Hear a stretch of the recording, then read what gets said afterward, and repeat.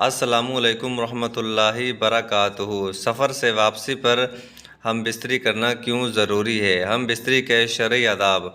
محترم ناظرین، جیسا کہ ہم سب جانتے ہیں کہ کھانا پینا انسان کی سب سے پہلی اور سب سے بڑی ضرورت ہے۔ اگر ہم کھانا اور پینا نہیں کریں گے تو پھر ہمارا جسم اور صحت زیادہ عرصے تک برقرار نہیں رہ سکے گی۔ بالکل اسی طرح کھانے پینے کے بعد میاں بیوی کی شرعی ملاقات نہایت ضروری ہے۔ اس شرعی ملاقات کو مقاربت، ہم بستری، مجامعت، جمع یا میاں بیوی کا تنہائی میں محبت بھرا کام سر انجام دینا، جو بھی نام دینا چاہیں، درست ہوگا۔ جب آپ مقاربت قائم کرتے ہیں تو آپ کو سکون اور خوشی محسوس ہوتی ہے۔ جب میاں بیوی خوش ہوتے ہیں تو اعتماد میں اضافہ ہوتا ہے۔ دوسری طرف جب آپ مہینوں تک مقاربت نہیں رکھتے، اپنے ساتھی سے دور رہتے ہیں تو جسم اداس رہتا ہے، جسم میں درد رہتا ہے، جسم بھاری بھاری اور چڑچڑا پن رہتا ہے۔ میاں بیوی اگر شرعی عذر کے بغیر مقاربت کو جان بوجھ کر ڈھیلے کیے رکھیں گے تو پھر دوسروں میں دلچسپی بڑھ سکتی ہے۔ اگر آپ اپنے ساتھی کو ہم بستری کے لیے نہیں کہتے تو آپ کے درمیان فاصلے بڑھ سکتے ہیں۔ مرد حضرات یعنی شوہروں کو کام کے سلسلے میں یا جاب کے سلسلے میں گھر سے باہر رہنا پڑتا ہے۔ سفر کرتے آتے جاتے غیر محرم عورتوں پر نظر پڑ ہی جاتی ہے۔ غیر محرم عورتوں پر مرد کی نظر کا پڑنا ان کی نظر کو گناہگار نہ کر سکے۔ اس سے بچنے کے لیے ایک حدیث ہے جس کا مفہوم کچھ اس طرح سے ہے کہ سیدنا جابر رضی اللہ تعالیٰ عنہ سے روایت ہے کہ رسول اللہ صلی اللہ علیہ وسلم نے ایک عورت دیکھی تو اپنی بیوی زینب رضی اللہ تعالیٰ عنہا کے پاس آئے۔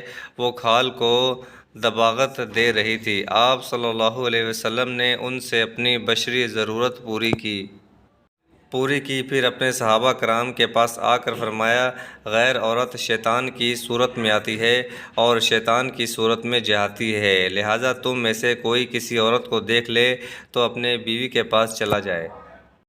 یہ کام اس کے دل سے وسوسے کو دور کر دے گا۔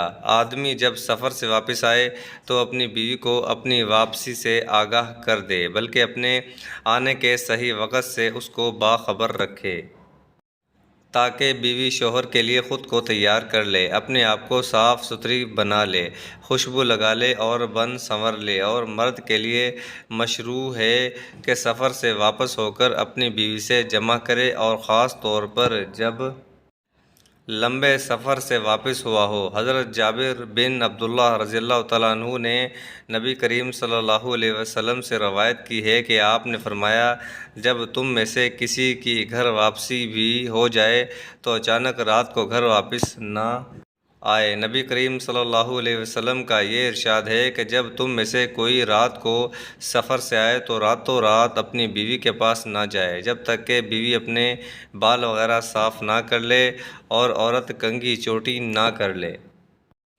اور حضرت جابر رضی اللہ تعالیٰ عنہ نے کہا کہ رسول اللہ صلی اللہ علیہ وسلم نے منع فرمایا ہے، آدمی اپنے گھر والوں کے پاس راتوں رات آئے کہ اچانک ان کے پاس پہنچ جائے یا ان کا برا حال دیکھے۔ اور رسول اللہ صلی اللہ علیہ وسلم جب سفر سے واپس ہوتے تھے تو آپ بعض اصحاب سے فرماتے تھے، ابھی ٹھہرو، رات ہونے دو، تاکہ پراگندہ حال عورت کنگھی چوٹی کر لے اور شوہر سے زیادہ دن الگ رہنے والی عورت اپنے بال وغیرہ صاف کر لے، پھر تم ان سے صحبت کرنا۔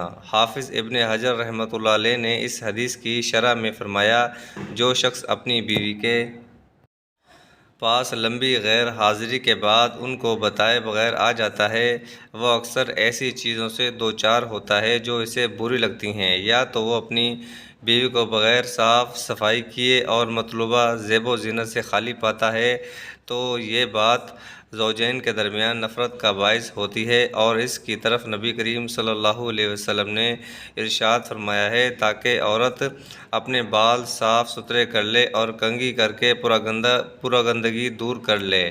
اس حدیث سے یہ بات معلوم ہوئی کہ عورت اس حالت میں مباشرت کرنا مکروہ ہے جب وہ غیر منظم ہو، تاکہ شوہر عورت کی کسی ایسی بات کو نہ دیکھ سکے جس سے اسے نفرت پیدا ہو، یا اچانک گھر آ جانے سے ممکن ہے وہ بیوی کو غیر پسندیدہ صورت میں دیکھے، جبکہ شریعت تاکید کرتی ہے کہ پردہ کی یہ سب باتیں چھپی رہیں، اور اسی کی طرف نبی کریم صلی اللہ علیہ وسلم کا یہ ارشاد ہے کہ شوہر گھر والوں کو بری حالت میں دیکھے یا ان کی کمزوریوں سے باخبر ہو جائے۔ اسی لیے ضروری ہے کہ آدمی اپنے آنے کی خبر گھر والوں کو دے دے کہ وہ فلاں دن فلاں وقت گھر پہنچے گا، تاکہ اس قسم کی ممنوع باتوں سے پالا نہ پڑے۔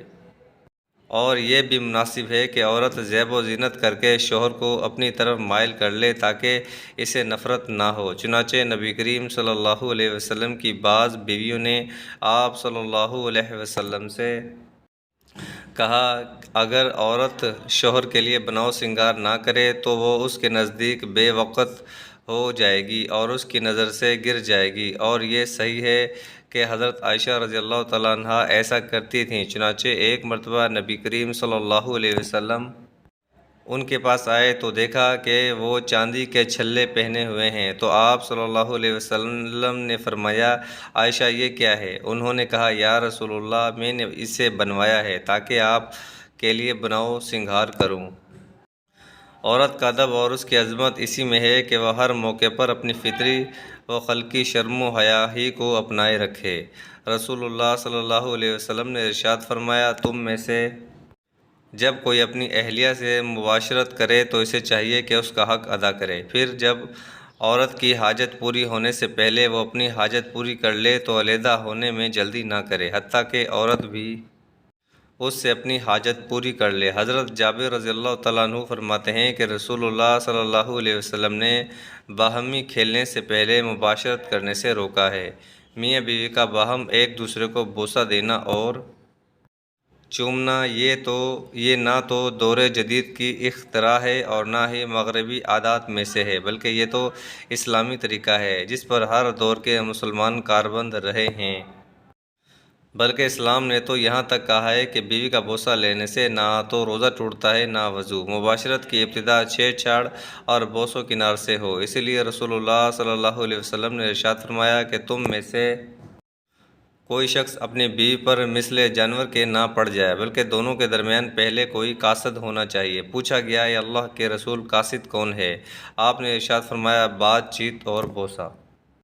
اس حدیث کی بنا پر امام غزالی اپنی کتاب احیاء العلوم میں لکھتے ہیں کہ جب شوہر اپنی خواہش پوری کر چکے تو اسے چاہیے کہ اپنی بیوی کو بھی اس بات کا موقع دے کہ وہ بھی اپنی خواہش پوری کر لے، اس لیے کہ بسا اوقات عورت کو دیر سے انزال ہوتا ہے، اسی لیے اس موقع پر اس سے علیحدگی اختیار کر لینا اس کی ایذا کا سبب بنتا ہے، بلکہ بعض دفعہ تو منافرت کا ذریعہ بن جاتا ہے۔ حضرت عائشہ رضی اللہ تعالیٰ عنہ فرماتی ہیں کہ رسول اللہ صلی اللہ علیہ وسلم وضو کرنے کے بعد بھی میرا بوسہ لیا کرتے تھے، پھر دوبارہ وضو نہیں کرتے تھے۔ اسی طرح رسول اللہ صلی اللہ علیہ وسلم کی زوجہ ام المومنین حضرت ام سلمہ رضی اللہ تعالیٰ عنہا فرماتی ہیں کہ رسول اللہ صلی اللہ علیہ وسلم روزے کی حالت میں بھی میرا بوسہ لیا کرتے تھے، پھر افطار نہ کرتے اور نہ ہی وضو کو لوٹاتے۔